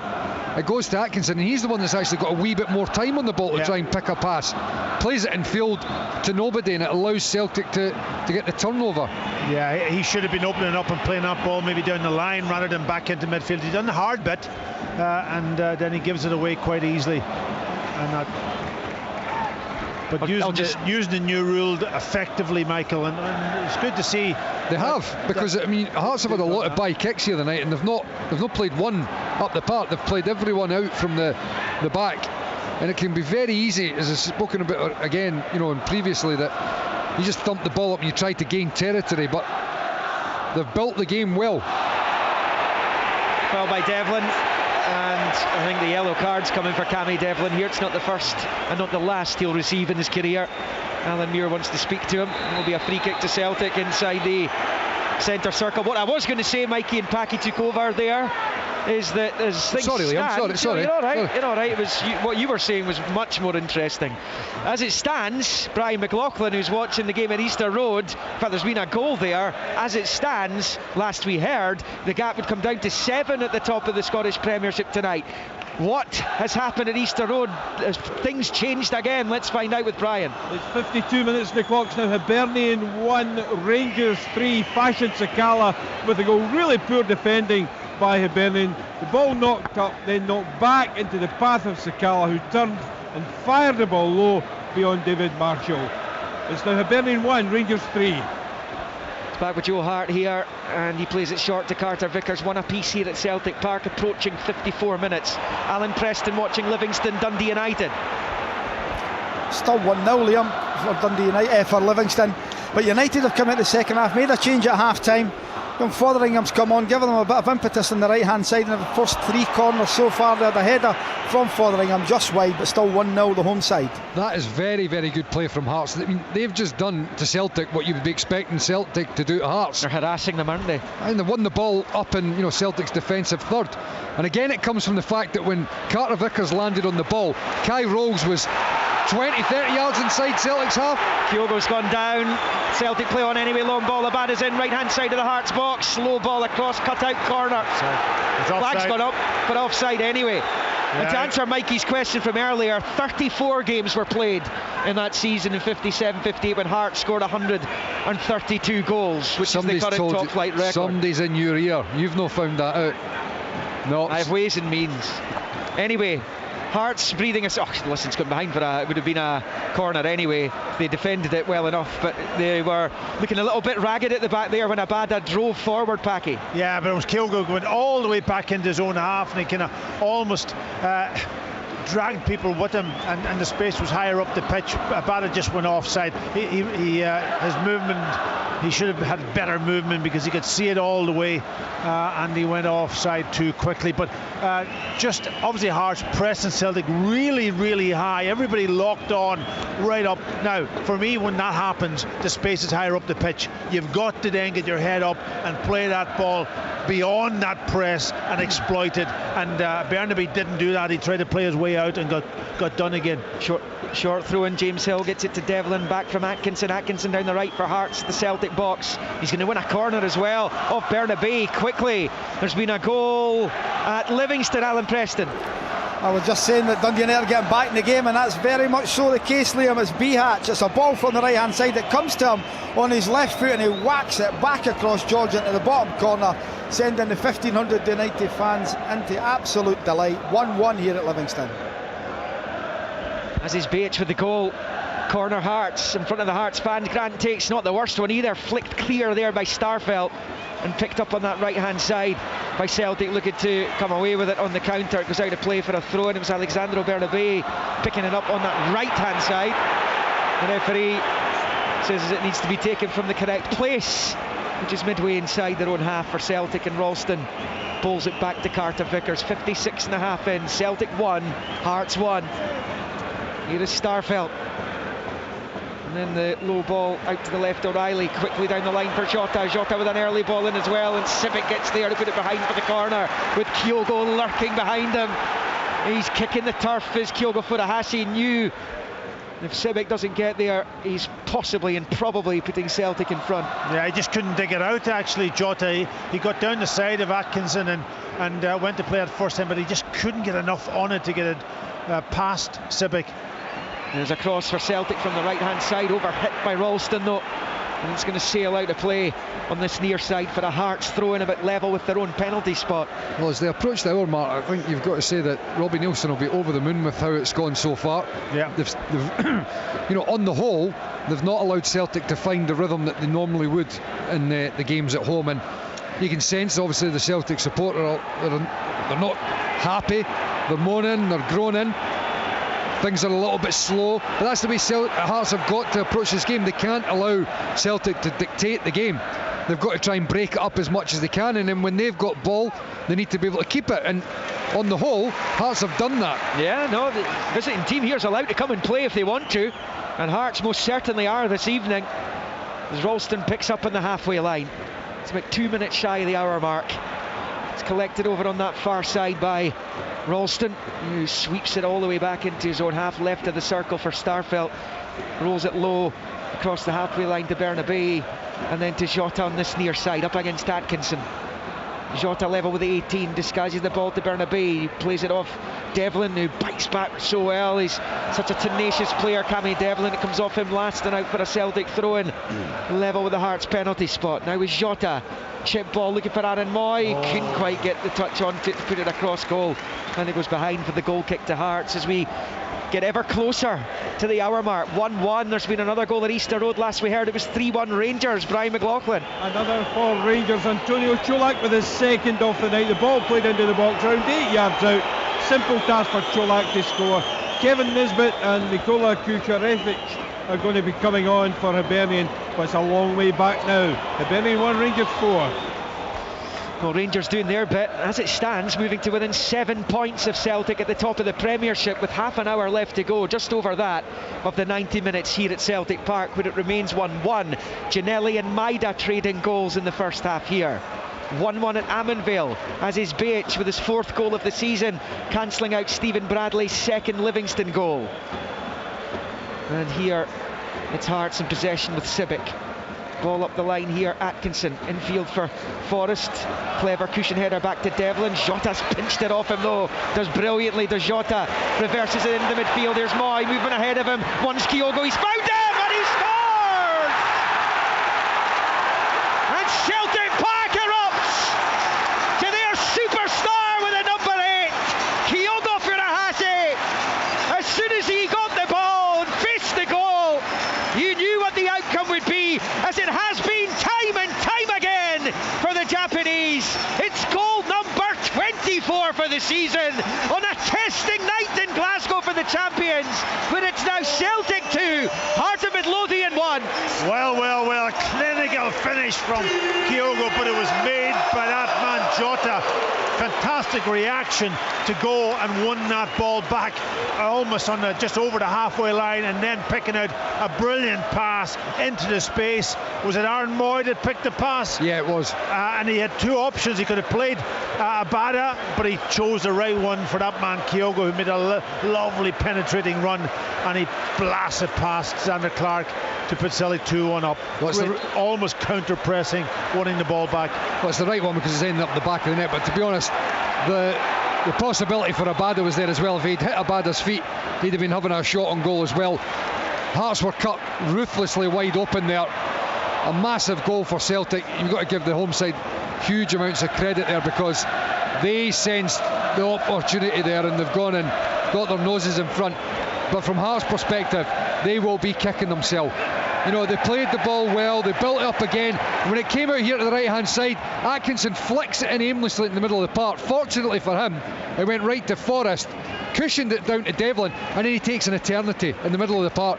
You've got to recognise and understand, you've not got that amount of time.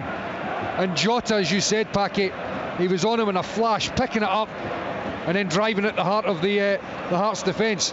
Wonderful goal for Celtic, but the visitors will be kicking themselves. Yeah, and it's all, you know, all that ability that Jota has on the ball when he gets it, and he's got space to run at you, but it's his reaction to winning the ball back. If you include that in alongside a player with a technical ability, then fantastic, and really good play by him. That's what separates Celtic from the rest for me. They've got huge amounts of ability and quality, but the pace and the intensity and the energy that Celtic display at times is on a different level to anyone else. Oda's down. Incidentally, Celtic play on. It is Bernabei to the left of the box here for Jota. Jota on the byline. Still, he has it. Rolls it back, looking for McGregor. Cut out by Alan Forrest. And picked up by Bernabei. Cometh the hour. Cometh Kyogo. In 60 minutes, he scored that goal to put Celtic in front in a game they trailed in. They're 2-1 up just when Rangers' eyes were beginning to light up. 4-1 up at Easter Road. Here comes Celtic again. What a ball! Abada! Across for Kyogo, and Clark holds on, and Postecoglou put his hands up to his face there because he knew how good an opportunity that was for his team. And what a defence-splitting pass for Liel Abada down that right-hand side. That was a brilliant pass. I think he could have taken his time. He could have even taken a touch and controlled it. He tried to play. He obviously played the first time across, and he just didn't get the angle right because Kyogo was sitting right on the 6-yard box just to tap it into the net, and he didn't get the accuracy on that cutback. He should have done better, Packy. You know, should have done better. He's got time, as you said there, that Tony Ralston, a wonderful ball splitting Andy Halliday on the inside, and he's got time to be able to lift his head and look for the pass, and there was nobody between him and Kyogo. He really should have been picking out the striker, and at that stage I think to yourself, 2 goals, quick succession there to make it 3-1. It would have been very, very difficult for Hearts to be able to forge their way back into this, but as long as it remains only the 1 goal, then Hearts will be hopeful they can get something. Problems though, injury problems mounting up, and in the forward line as well. Remember, Shanklin missing because of injury tonight. Ginnelly taken off injured in the first half. Yutaro Oda is being withdrawn with injury now as well, so Garan Kuo will come on to replace him. 19 minutes into the second half, Celtic leading by 2-1, and this place has come to life for sure. 4-1 Rangers, 1-1 between Livingston and Dundee United tonight. To come on Friday night, Scottish Cup quarter final number 1, Cally Thistle against Kilmarnock. 7:45 kickoff, BBC Scotland television channel. On Saturday, back on the radio, these two go head to head again, this time in the capital. Hearts Celtic in the second of the quarters. Sunday it's Rangers Wraith Rovers. Monday it's Falkirk Ayr United.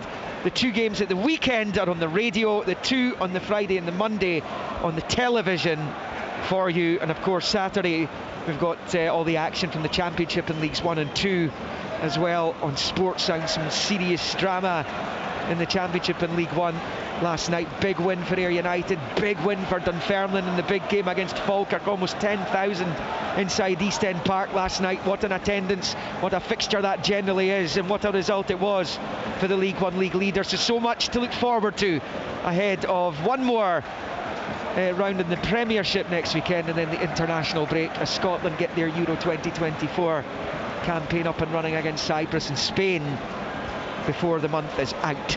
Game on again here. That change has been made. Celtic are going to make a triple change in just a moment. He does tend to do that. Ange Postecoglou around about this sort of time, 65-70 minute mark. And it's Starfelt on the ball with Celtic leading by 2-1. Alexandro Bernabei on this near side. His chip ball down the line towards Jota, cut out by Atkinson, breaks O'Reilly's way. Now it's Bernabei.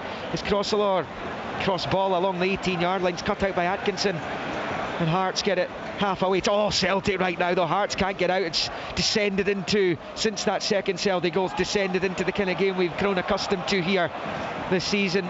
Celtic against domestic opposition, but as Mikey says, Hearts just the 1 goal down.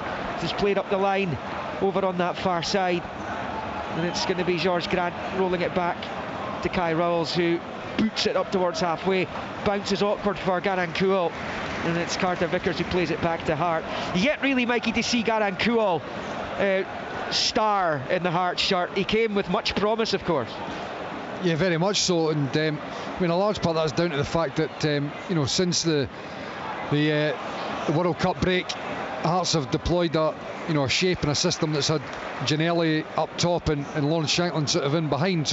And they've done pretty well. So the opportunities have been limited for Garankuol and also for Yutaro Oda as well. You would imagine that getting towards the business end and you get suspensions and some injuries as well, you would expect that these guys are going to get a little bit more of an opportunity, and it's up to them to be able to try and show that they're worthy of being in the team more often. Yeah, Kuhl arriving on. He's on loan from Newcastle. He's only 18. Bright future ahead of him, it seems, as Celtic pick up the Carter Vickers to Moy out to the right hand side there for O'Reilly, who just pops up absolutely everywhere. Matt O'Reilly. It will be O, Hatate and Haksabanovic on for Celtic. Michael Smith's going to be on for Hearts as well. Still a quarter of this game to go. Celtic leading 2-1. And as Starfelt out to Jota on this near side, midway inside Hearts territory, comes back the way and rolls it into the centre circle for Carter Vickers. Little ball with the left foot along the deck to Ralston, right of the centre circle. He finds O'Reilly out onto the touchline for Abada. Then back the way to O'Reilly, side foot it to McGregor. Hearts can't see the ball now, they can't get onto it. It's going to be a triple change for Hearts as well, incidentally. I mentioned Michael Smith's coming on, so too's Mackay, and so too is Kingsley. And Starfelt squares it to Carter Vickers. So it will be all change in just a moment. 68 on the clock. Celtic 2, Hearts 1. Hibs 1, Rangers 4. Livingston 1, Dundee United 1. Highlights to come on BBC One Scotland later this evening on Sports Scene. 11:25, I think it's on. It will be available on the iPlayer if that's too late for you. Now it comes back the way to Zander Clark, who smashes it forward with the right foot. Brilliant ball. He's put it right onto the chest of Halliday, who kills it. Yeah, I don't think it was meant, but it was a brilliant pass. Oh, come on. You're normally giving the goalkeepers the benefit of the doubt as well. No, he was putting his boot through it, wasn't he, really? But it was a turned out brilliant pass. Atkinson bullied off the ball by Bernabei. Now it's Jota midway inside the Hearts half to long ball. It's a good ball towards O'Reilly, right hand side of the box, just bobbled away from him as far as getting a shot and goal's concerned, as he rolls it back to Ralston, back to O'Reilly, level with the penalty spot. Now it's with Abada, plays it off Kiermatsoglu. Now back with O'Reilly, dancing around, leaves it for Ralston the right. It's a hanging chip ball towards the back post, doesn't get there though. Zander Clark holds on, and on 69 it stays Celtic 2, Hearts 1. Yeah, the subs haven't got a chance to get on yet because Celtic have almost dominated possession. The ball's not going out of play, that's the problem, isn't it? Pass that ball around waiting for the moment. It's in the gloves of Clark, taking his time over it. The Celtic fans want to get on, even though they're ahead. Yeah. He's just booted it into touch. Bit of a waste. Now the changes will be made. 3 for both sides. They're going to start, I think, with Celtic here. So Hatate for O'Reilly is the first one. And as I say, Oh Hyun-gyu is waiting there alongside Sead Haksabanovic. Kyogo will come off to be replaced by the Korean. And Kyogo, as it stands, is the match winner. Scored those 2 goals in the League Cup final to put Rangers to the sword, and he just has that Midas touch, doesn't he? Zabada is replaced by Haksabanovic. The Hearts changes, Mackay, Kingsley and Smith. And the guys coming off are Alan Forrest. And the two others will be Devlin, who came into the starting 11. 6 changes in total it was for Robbie Nielsen tonight ahead of this one. And Halliday is also going to be withdrawn. And imagine the players coming off, the players coming on will all have big roles, Michael, to play in the big Scottish Cup quarter-final between the two at Tynecastle Park on Saturday. I mean, look, the two managers are obviously talking about the here and the now, where the focus is, but of course there's going to be an element of looking towards the weekend with some of the selections of the players here tonight, guys that are not playing, trying to make sure that they'll be 100% ready for the weekend, because that is a massive game at Tynecastle on Saturday. Right. Live here on Sportsound, 71 minutes played. Apologies to Bob Grieve of the Sun, Stephen McGowan of the Daily Mail. I was in their way there, standing up to look at the subs as Celtic pick up with Hatate's at the edge of the box. Brilliant turn, he's just on the pitch. It was a poor ball. I had to stand up. The fans in front of me were on their feet as well as I was trying to bring news of the triple subs from both sides. 71.5 on the clock. Celtic 2, Hearts 1. Yeah, Hatate almost making an impact right away. Great change of feet at the edge of the box. I thought he probably should have struck it with his left foot, and he went to pass it, and he just got the pass wrong. The penetrating pass went through to the goalkeeper. But big substitutions from both teams actually. It'll be interesting to see how, Celtic nowadays with the 5 subs, that happens on a regular basis. You see 3 players coming on at the same time, but sometimes it can affect the flow of matches. Celtic, to be fair, deal with it pretty well. They just play the same way as Haksabanovic tries to keep it in play, and he's been caught late as he moved the ball into midfield. He did very well actually, but he was bundled into his own technical area down below us, and it will be a free kick. Needless. Going to Alan Muir, yeah. Absolutely needless. Atkinson just putting the shoulder into Haksabanovic, and he was off balance anyway, and it wasn't going anywhere. The Hearts were getting the turnover, and a silly free kick to give away. Overhit ball comes all the way through to Clark. What do you make, Michael, of Sead Haksabanovic? What's your thoughts on him? Is he knocking on the door to get in a starting slot in this team? No, the difficulty for him is you're talking about the left hand side there, and you've got Maeda and Jota who are in front of him effectively. So look, he's another one that when he comes on, it's a nightmare for the opposition because he's a quality player, but there's a lot of quality in front of him for the Celtic side. So understandably the game time that he's had has been limited because they've got so many options in that position in particular. Hearts in possession here. It's a terrible ball. It's gone straight to Haksabanovic. He's at the edge of the penalty area. He's looking for options. He finds one in Jota. Now it's with he goes down. He's looking for a penalty. He's not going to get one, and it's cleared and out of play for a throw-in on this near side. It just broke kindly there for Haksabanovic, and then Oh Hyun-gyu drove into the penalty and of course won the penalty against St Mirren at the weekend. Not on this occasion, no. But that's what you don't do. Play a pass from almost your left back position, a square across in front of your back 4, because Celtic are onto it like a flash. There's Bernabei poking it forward to Hatate. Now Bernabei again shuffles away from Smith, moving towards the penalty area. A little challenge from Kiermaier Zoglu, but it's still Celtic's ball with Ralston, but he overhits it. Bounces in the box. This is not going to be easy to defend for Atkinson with Haksabanovic all over him, but as Mikey says, he's got it under control, and eventually he clears his lines, and it comes all the way through to Joe Hart. He's at the edge of his own box. Celtic 2, Hearts 1. 74 on the clock here. The key for Hearts now, you're looking at the midfield. Michael Smith's gone on in the middle of the park, and you've got Keogh and Grant, and Barry Mackay's just at the top of what is like a diamond, very similar to what they've already been playing with. Forrest going off and Mackay in there, but they need to make sure that their energy levels are still high, because Celtic will dominate the ball and they'll get tired and they'll just exploit those dropped runners or that little gap that Hearts don't continue to giving it away.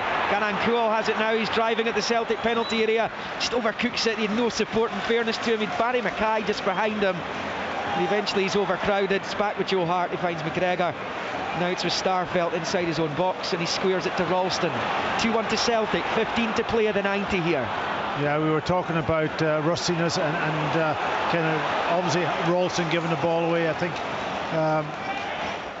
Burnaby gave it away earlier on also a couple of minutes ago, so it's that little bit of rustiness, sharpness you could call it, that maybe at this stage of the game, because they haven't been playing for a while. Yeah, they kept the same defence for 7 games in a row there. There was just the odd change before that, and Alistair Johnston's made that right back berth his own since Josip Juranovic's departure, and we know of the consistency of Greg Taylor on the other side. Starfelt collects and rolls it low with the right foot out to this near side. Burnaby down the lines, cut out. Mackay has it forward towards Smith, cut out by Hatate. He's done brilliantly, Rio Hatate. He's in good form just now, and he's done well to sweep it up the line for Haksabanovic. He was caught. Haksabanovic plays on into the box. It comes, and Jota meets it on the 6-yard line, but can only put it wide of the right hand post, and it will stay Celtic 2, Hearts 1.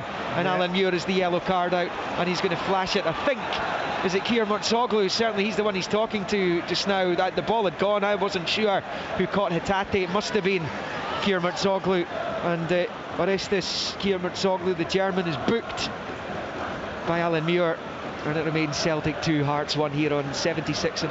Yeah, it was a big chance for Jota at the back post. It just bounced up on him, and he just couldn't get a proper contact on the ball to divert it on target and went wide. But again, good play from Hatate, just coming onto the pitch, instantly making an impact.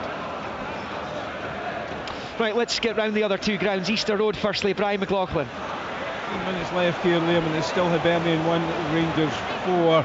Rangers in full control of this game now. The snow is falling, and remarkably, Rangers are going to make 5 substitutions in 1 go. Lundstrom, Hadji, Morelos, Wright and Arfield are all coming on. Alan Preston at Ammanvale. We've got 10 minutes to go when it's on us even, Liam. It's 1-1, Bradley goal and Behich for Dundee United, but Bradley almost put Livingston back in front. He hit a shot, Birighitti he spilled it and cannoned off the post and straight back into the keeper's arms. But still, United have got better in the second half, but it is still 1 each. Well, they may settle for a point, United, given the run of defeats would at least come to an end with a draw tonight. They haven't won a league game at Ammanvale since 2005, albeit they've not been in the same division every season, quite clearly, but 1-0 down. I'll probably be quite happy to leave West Lothian on a point. Livingston have lost their last 4, including 3 at home.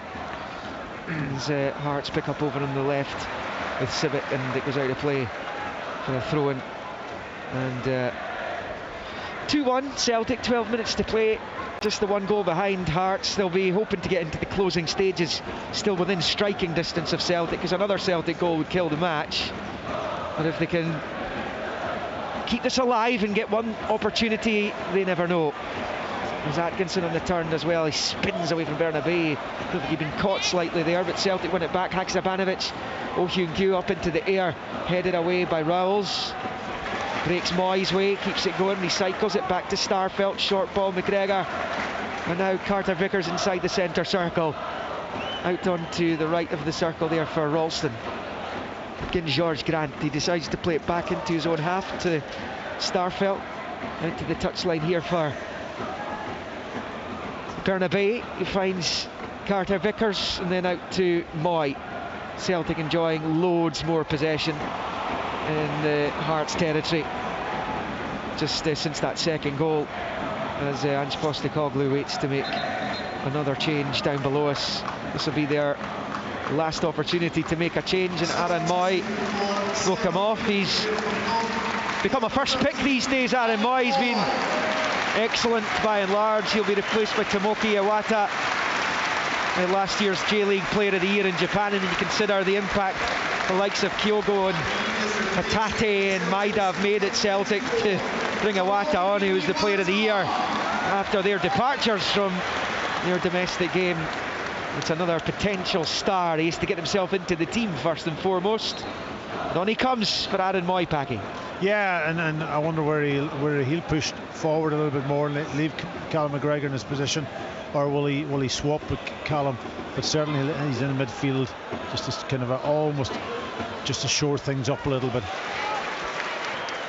Iwata's first pass goes straight to Civic on the halfway line. knocking it forward. It breaks the way of Garankuel. Now it's with Smith. He wanted Grant to run ahead of him. Grant stayed. Now Smith can go on that left. Gets the overlap there from Kingsley, who's onto it now, slightly behind him. Takes a bit of the momentum in the attack away. It's back with Michael Smith though. Scoops the ball to the right of the box for Atkinson. First time back, Garankuel shoots. It's blocked though. Up into the air. Atkinson's header. Back towards the penalty spot. Away by Carter Vickers. Only as far as Kyogo, who shoots it wide past the right hand post. And it stays Celtic 2, Hearts 1 as we go to the final 10 minutes. And Kyogo still waiting for his first Hearts goal. Well, that was a good opportunity because it lands to one edge of the box and he controls it dead, lands perfectly in front of him to get the strike, and it drifts aimlessly wide. When you get to this stage in the game with only one goal in it, you're not going to get loads of opportunities, and to not hit the target, I'd suggest it's a missed chance there for Hearts. I'd also suggest it was a great block initially from Carter Vickers. It was, wasn't it? Yeah, and he puts his body on the line. Celtic fans have unveiled a banner saying "Gone by Christmas." Here's to 100 more as Ange Postecoglou celebrates his 100th game in charge of the club and proving many doubters wrong. What an impact he has had at this club. And I mentioned this a while ago, and these things are all relative, but his winning percentage is beaten only in Celtic managerial history by Martin O'Neill. He's about 74%, Postecoglou, O'Neill 75, albeit at 3 times as many games just about in charge of the club, but pure winning percentages, Postecoglou's right up there. As McGregor picks up right of the centre circle, forward to O. He pushes it back to McGregor and out to the right for Ralston. 82 played, Celtic 2, Hearts 1.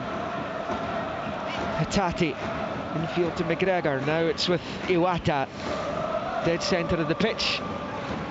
He plays it back to Starfelt, and he turns and rolls it with the left foot into the centre circle for Carter Vickers. Straight ball forward to Hatate, back to Iwata, to the left of the circle for Starfelt. They're just sweeping it around the pitch here, like they do to so many teams.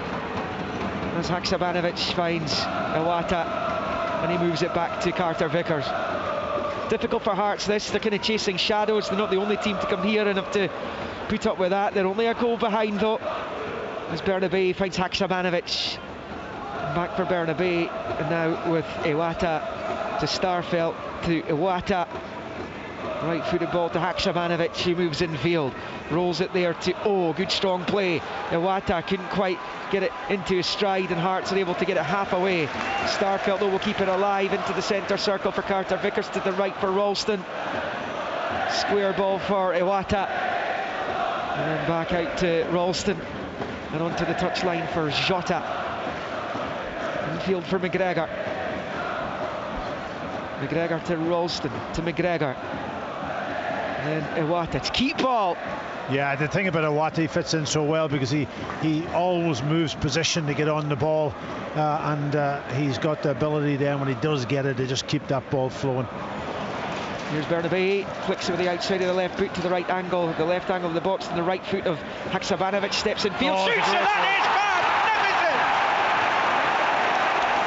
magnificent! What a goal from Sead Haksabanovic, who bends that one with power into the top right corner. That's what he can do if there was anyone who was still waiting to find out. An outstanding goal which Sander Clark could do nothing about, and it is Celtic 3, Heart of Midlothian 1. Well, it just wins the game for Celtic, doesn't it? A fantastic goal, I've got to say. Picks it up on the left, drops his shoulder, comes in on his right and hits it so quickly and cleanly. The goalkeeper not an earthly top corner. Brilliant goal, I've got to say. As you can see it here on the replay on the big screen, just moves across onto his right foot, bends it round the goalkeeper with pace, Michael. That's a great goal, it really is. And the importance of players that are running off the ball. You see Bernabei that moves the defenders, opens up a little gap on the inside. I think it's offside. Yeah, therein lies the problem. It's a quick check, and it's okay. Oh, right, yeah. I'm not sure they needed the pomp and ceremony for that check. No, there you go. That's one of those ones where, a silent check. It doesn't need to go up on the screen, you're right. But I was just going to say the importance of the movement off the ball. because if you've got a static front line, it becomes easier to defend, and in Haksabanovic it's not as easy to be able to step in field. It's a sensational strike from Haksabanovic, but the importance of running off the ball, it typifies what the Celtic side's all about. Hearts are getting tired, a little bit light because they're chasing the ball a lot. They've put a lot of effort into the game, and then Celtic have exploited it. But you know, looking further ahead to the weekend for Hearts, they're going to lose the game here, but I think they've got a lot to be positive about. Be a different dynamic at Tynecastle as well. Absolutely, yeah. But I think that, you know, they've got to look upon the positives here, and I think large parts of the game have gone pretty well for them. 4 minutes just about to play. Sjad Haksabanovic scoring his 4th Celtic goal. He was signed after a season at Rubin Kazan in Russia. He actually, when Russia invaded Ukraine, he went back to Sweden where he was born. He's Montenegrin, but he was born in Sweden. He played with Djurgårdens for a spell before eventually coming to Scotland to play for Celtic, and that goal was brilliant. We had a really good view of it, and there's not many goalkeepers are saving that one, Pat. No goalkeeper saving it. He's 6'4". Zander Clark, he had an unearthly. You would need to almost anticipate it long before he hits the shot to get into the top corner, and you can't do that, of course. Brilliant strike. But I've got to say, since Iwata's come on the pitch also, he's kind of almost helped Celtic control the game a bit better. He's found, alongside McGregor, the ability to get on the ball, put his foot on it, pass it, keep the ball flowing. Closing stages in the other games. Rangers 4-1 up in Easter Road against Hibs, 1-1 Livingston, Dundee United. As James Hill puts it out for a Celtic throw-in level with the Hearts 18 on this near side. And the main stand sides with Bernabei was back to Starfelt. Let's go to Amon Vale, Alan Preston. Well, it's still 1-1, Liam. 90 minutes have come and gone. We're into 5 added on. Dundee United have forced 2 or 3 corners. They're pushing for this late winner here, but it's still 1-1 at Livingston. Celtic on the attack. Bernabei tries to knock the ball into the Hearts box, blocked by Atkinson. Breaks to Haksabanovic, and now it's with Celtic again, and Hatate, who finds Bernabei to Hatate, and Haksabanovic. Good turn again. He fancies another effort. Good challenge, Atkinson, right in front of the referee. He had to get it spot on. He did. Celtic come again though. Iwata looking for Jota.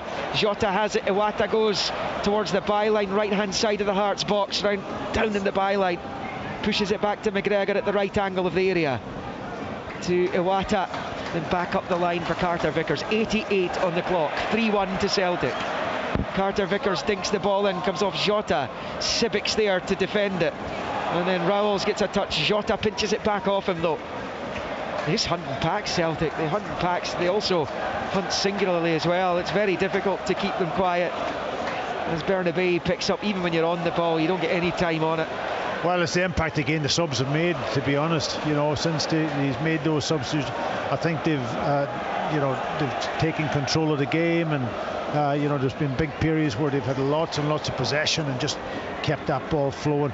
Bernabei gets over the head of Atkinson. He's at the byline in the box, pulls it back, big chance, and it bobbles and bounces off Ralston and behind for the goal kick to Hearts. If he had a step over that, Jota was behind him about 4 or 5 yards, and I don't know whether he got a communication, but certainly if he missed it completely, Jota would have picked it up and probably buried in the back of the net. But again, another opportunity for Celtic. The Celtic fans who are celebrating yet another victory, 100% record. Ange Postecoglou still hasn't lost a Scottish team inside the stadium. They haven't lost here domestically since St Mirren beat them at the end of January 2021. And they don't look, quite frankly, like losing to anyone domestically inside the stadium.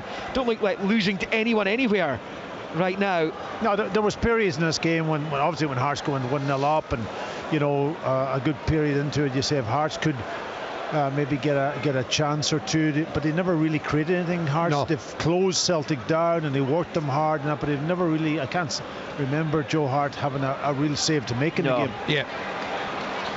Celtic have it with Hatate, just prodding it forward. Haksabanovic is onto it now as well. O's ahead of him, puts it into Jota now. It's with O. Kyogo onside, left hand side of the area, pulls it back, looking for Jota. Might still get onto it, but Smith reacts well. Looked as though he'd lost control of the situation, and it's out of play for a throw in. We're about to go into second half injury time, and it will be 3 minutes added on. We're into the first of those, and Robbie Nielsen and his players will head back along the M8 with defeat, but with plenty to hang their hats on when it comes to the Cup quarter-final on their own patch on Saturday afternoon. Here comes Celtic. Jota looking for Ralston, who comes all the way through to Zander Clark. Yeah, it's ended up being pretty comfortable for the champions, but it wasn't always the case this evening at Easter Road. Hibernian went 1-0 up to a Connor Goldson own goal. Tavernier's penalty, a double from Cholak either side, a one from Sakala. 4-1 to Rangers. It will be as you were at the top of the table, albeit Rangers will have pulled one goal back on the yawning goal difference between the two sides.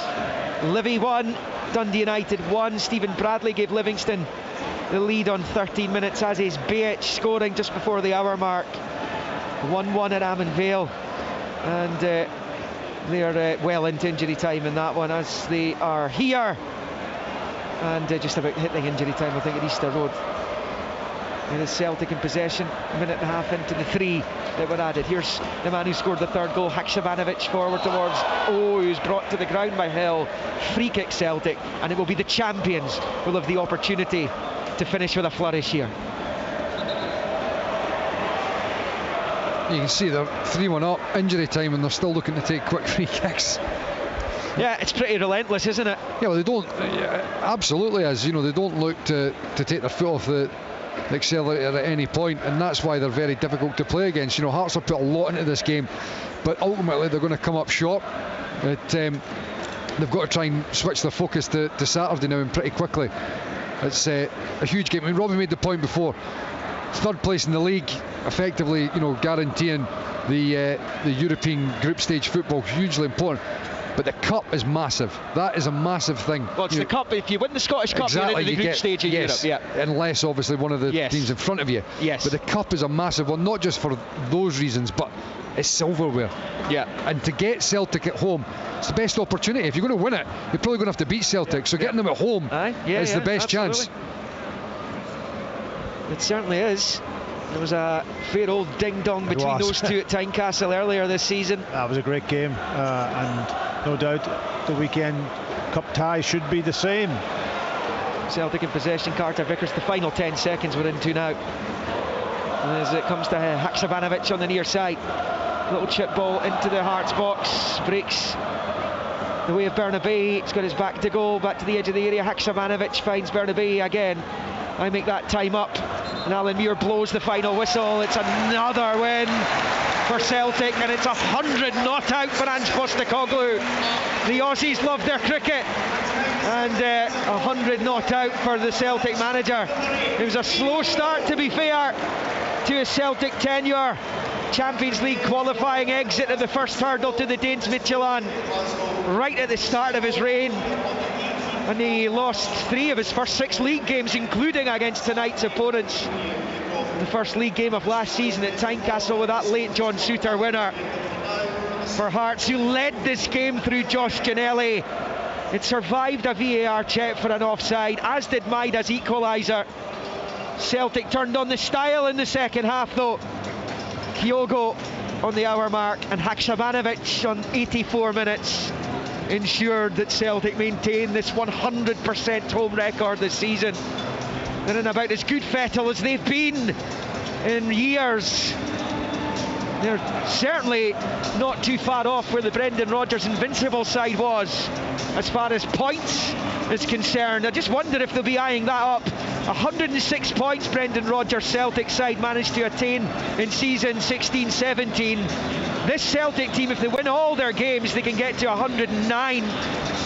Perhaps they'll be looking at their goal tally as well. The record, as I mentioned earlier, 116 for a season. They'll be eyeing that record up too, I would imagine. They managed to score another few goals this evening to go to within 26 of that feat. Those are small potatoes though.